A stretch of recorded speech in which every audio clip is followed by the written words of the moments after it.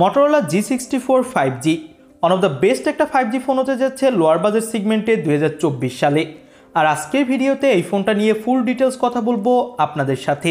ফোনটাতে দুর্দান্ত ডিজাইন, পাশাপাশি দুর্দান্ত camera quality, one of the best একটা 5G চিপসেট এবং বিগ ব্যাটারি থাকছে। আজকের ভিডিওতে কথা বলবো বাংলাদেশের মার্কেটে এই ফোনটা কবে কি আসবে, আসলে দাম কত হবে এবং ওভারঅল এই ফোনটা আপনাকে কতটা ভ্যালু ফর মানি দিবে, এইসব বিষয় নিয়ে বিস্তারিত কথা বলবো আজকের ভিডিওতে। সো আর দেরি করবো না, শুরু করে দিব আজকের মূল ভিডিও। তো চলুন শুরু করা যাক। শুরুটা করব লুক ডিজাইন দিয়ে। এই ফোনটার ডিজাইন মোটরোলার জি সিরিজের অন্য সব ফোনের মতো প্রায় সেম। ব্যাক সাইডে আপনি লেফট কর্নারে দেখতে পারবেন ক্যামেরা মডিউল এবং এই ফোনটার নিচের সাইডে ইউজ করা হয়েছে USB type C port, speaker grill আর 3.5 মিলিমিটারের audio jack. Dual hyper SIM card slot থাকছে, যেখানে একটা সিম পাশাপাশি আপনি মেমোরি কার্ড স্লটও পাবেন। এই ফোনটা হলো IP52 সাপোর্টেড, তো হালকা পানিতে কোনো ধরনের সমস্যা হবে না। এবং এই ফোনটা মার্কেটে 3টা কালার ভেরিয়েন্টে অ্যাভেলেবেল পাওয়া যাবে। Side mountain fingerprint sensor use করা হয়েছে এই ফোনটাতে। ওভারঅল বললে ফোনটার লুক ডিজাইন এক কথায় অস্থির। সামনে পাবেন একটা মিডল পাঞ্চল কাটিং ডিসপ্লে, যেটা হলো 6.52 ইঞ্চি মাপের। এটা IPS LCD প্যানেল এবং 120 হার্টজ রিফ্রেশ রেটের ফুল HD প্লাস ডিসপ্লে। ডিসপ্লেতে কর্নিং গরিলা গ্লাস 3 এর প্রোটেকশন থাকছে এবং ডিসপ্লের পিক ব্রাইটনেস দেওয়া হয়েছে 560 নিটস।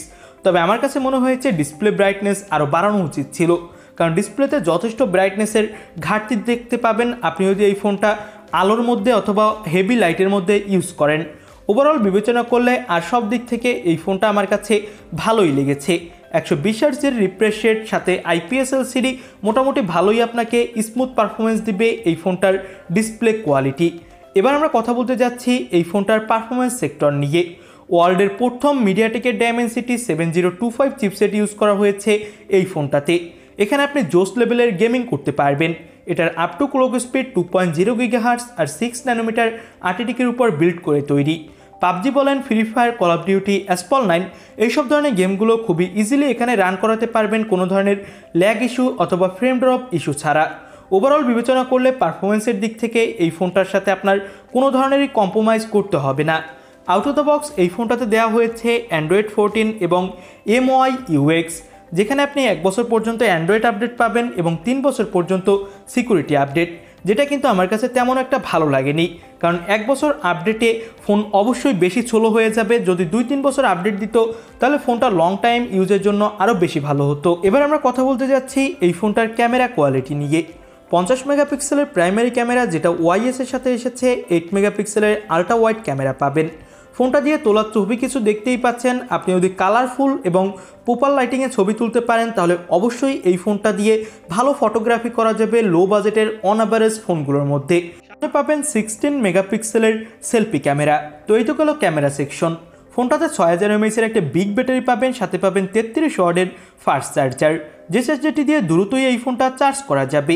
এবার আমরা কথা বলতে যাচ্ছি এই ফোনটার পারফরমেন্স সেক্টর নিয়ে। ফোনটার 2টা ভেরিয়েন্ট লঞ্চ করা হবে, যার বেস ভেরিয়েন্ট 828GB, যেটা ইন্ডিয়ান রুপিতে দাম রাখা হয়েছে 14,999 রুপি। বাংলাদেশি টাকায় কনভার্ট করলে হয় 19,000 টাকা এবং এর 1256GB ইন্ডিয়ান মার্কেটে প্রায় 16,999 রুপি, যেটা বাংলাদেশি টাকায় কনভার্ট করলে হয় 22,000 টাকা। তো বুঝতেই পারছেন ফোনটা দাম হবে বাংলাদেশের মার্কেটে আসলে 22 থেকে 23,000 টাকা বেস ভেরিয়েন্ট, আর টপ ভেরিয়েন্ট 25,000 টাকার উপরে আনঅফিসিয়ালভাবে। বাংলাদেশের মার্কেটে কিন্তু অফিসিয়ালভাবে ফোনগুলো আসার তেমন একটা সম্ভাবনা নেই, আসলেও অনেক পরে আসবে।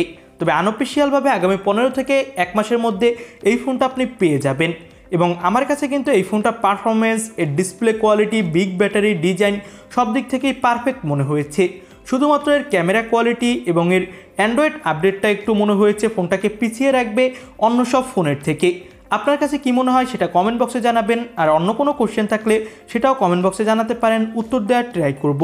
তো এই তো আজকের মতো ভিডিও এখানেই শেষ করছি। নতুন কোনো ভিডিওতে আপনাদের সাথে কথা হবে। আল্লাহ হাফেজ।